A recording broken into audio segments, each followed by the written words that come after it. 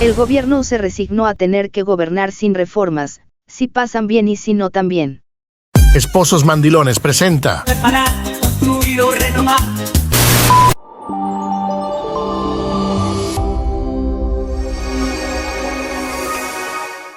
Me complace saludarte a través de Si Te Vende. Somos un medio disruptivo, independiente, alternativo e inclusivo. Queremos brindarte información única y fomentar tu participación sin restricciones en los comentarios.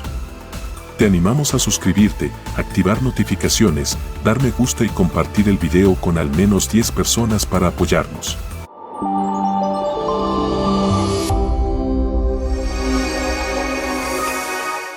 Gustavo Bolívar, director de Prosperidad Social y una de las personas más cercanas al presidente Gustavo Petro, cuenta cuál es el sentir del gobierno tras estos 21 meses en el poder, asegurando que pudieron perder reputación por algunas decisiones que tomaron.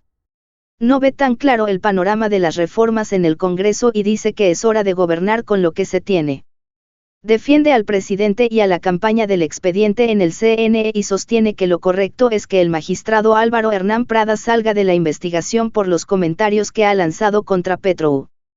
Muchas cosas pasaron en esta última semana y el presidente Gustavo Petro está por llegar a la mitad su mandato con varios asuntos por resolver y sacar adelante.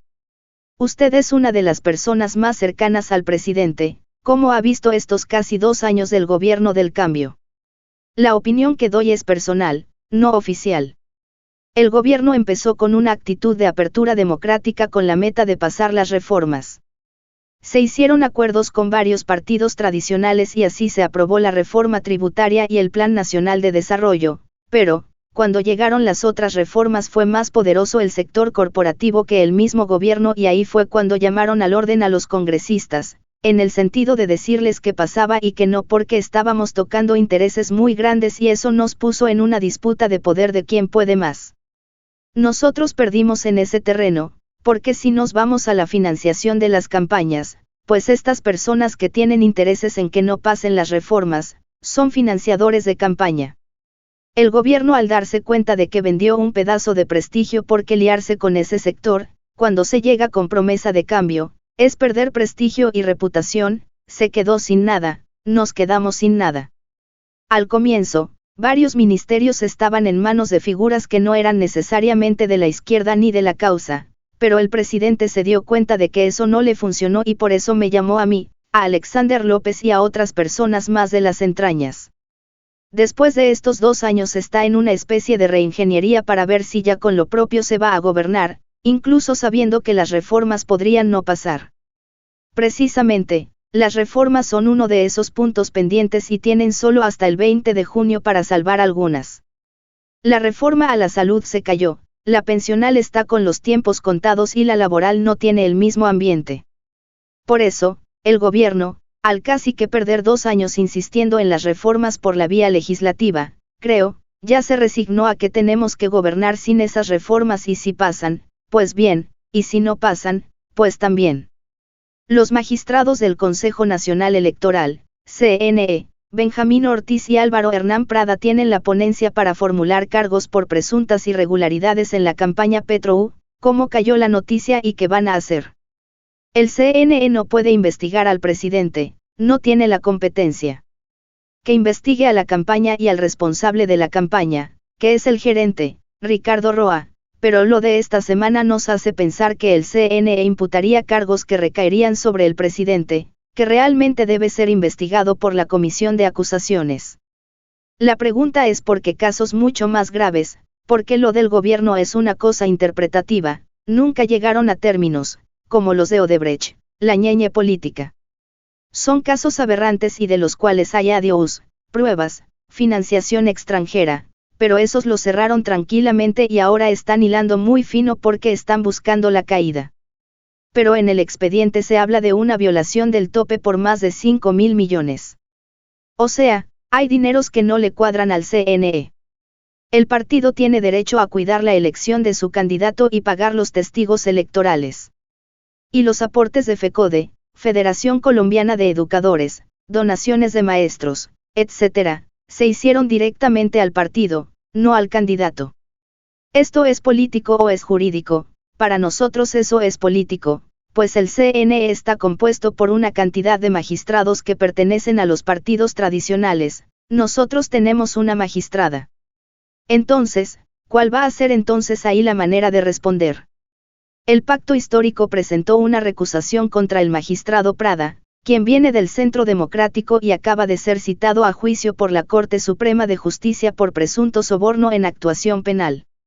Están esperando que salga de la investigación a la campaña.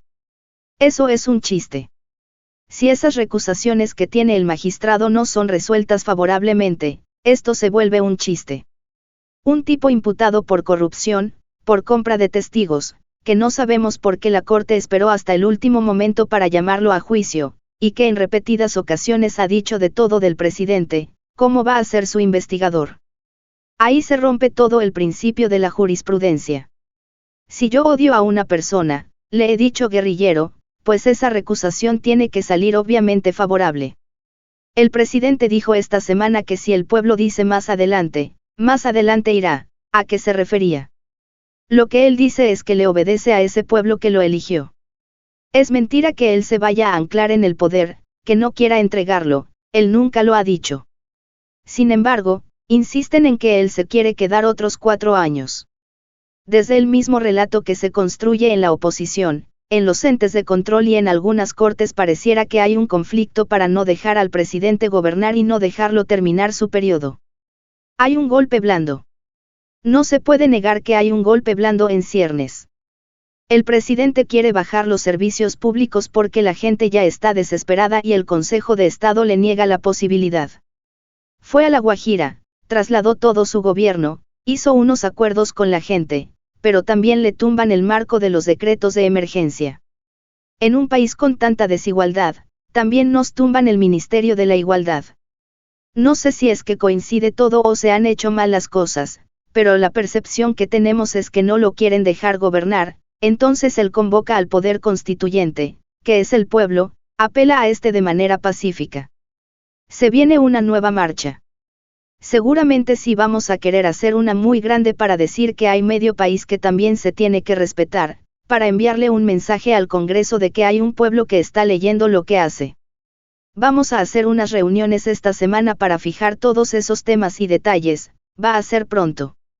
Ustedes convocan al poder constituyente y en todos los gobiernos con los barrios populares de esta semana llamaron a la movilización. ¿Cuál es la ruta? La disputa ahora se da en la calle porque tiene un mensaje simbólico muy grande.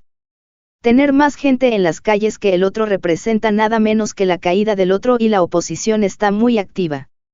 Por eso, el presidente se revitaliza y radicaliza su discurso el 1 de mayo, porque se da cuenta de que todavía tiene el respaldo de las calles, que la calle no es un embeleco. Si la oposición puede citar, nosotros también, y si ellos están midiendo fuerza de esta manera, pues tenemos que mostrar que hay respaldo a este gobierno, que las personas salgan y lo demuestren.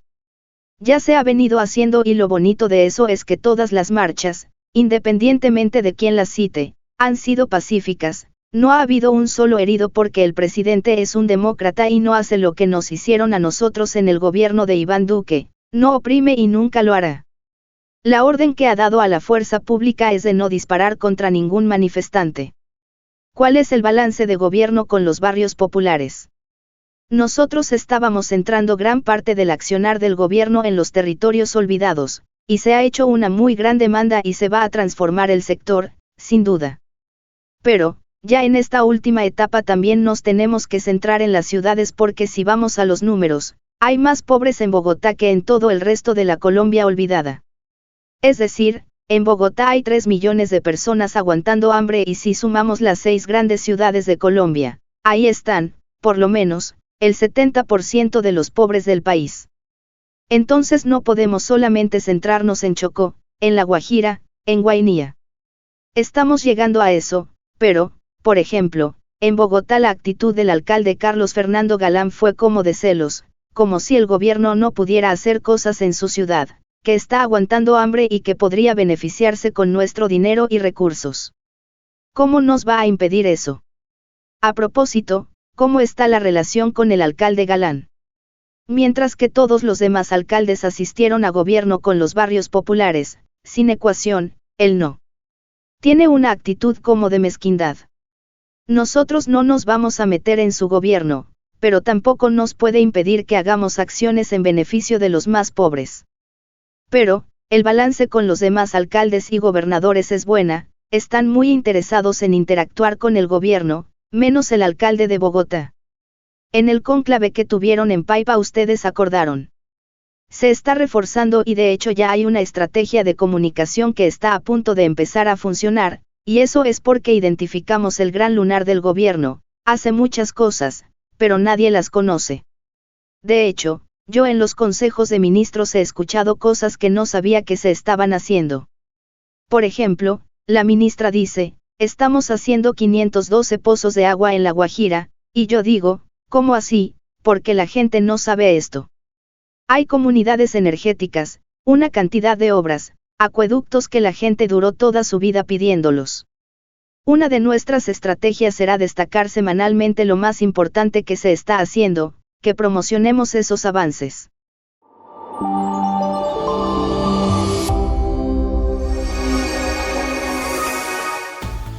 Expresa tu cariño usando el icono del corazón con signo de pesos. Estamos abiertos a tus sugerencias y deseos para futuros temas. Tu opinión es fundamental. Agradecemos tu continuo apoyo.